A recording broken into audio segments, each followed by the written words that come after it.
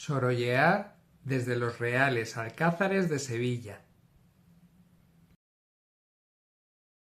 donde hemos venido a ver la exposición Sorolla en el Real Alcázar.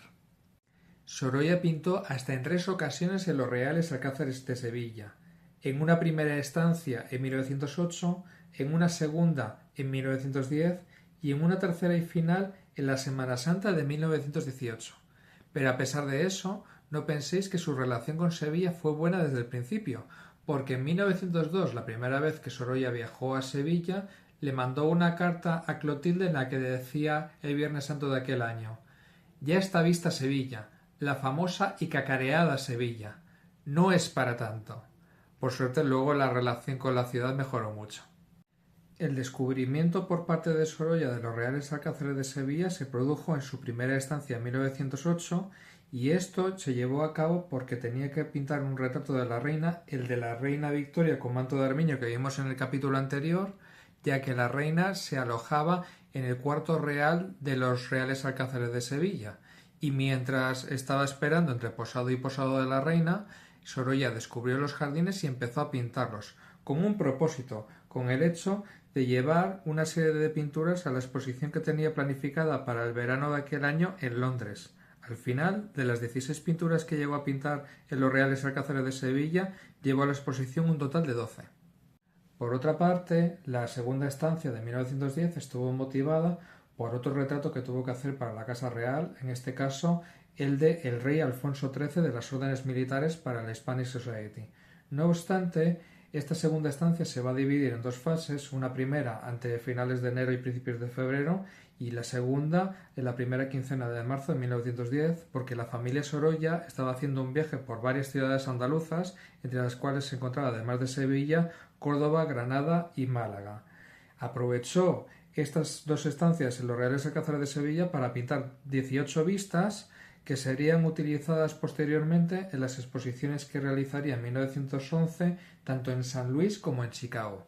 La tercera y última estancia, en la Semana Santa de 1918, ya no vino motivada por un encargo de retrato de la familia real, sino que le pilló a Sorolla realizando las visiones de España para la Hispanic Society. Por lo tanto, era un pintor celebérrimo y por eso conservamos varias fotografías de él pintando en directo en los Reales Alcázares. Allí va a realizar una serie de obras en las cuales él en una carta a Clotilde se va a ver como interrumpido porque le va a decir que tiene que volver rápido a Madrid porque tiene que pintar el retrato de la reina que realizaría en el Teatro Real.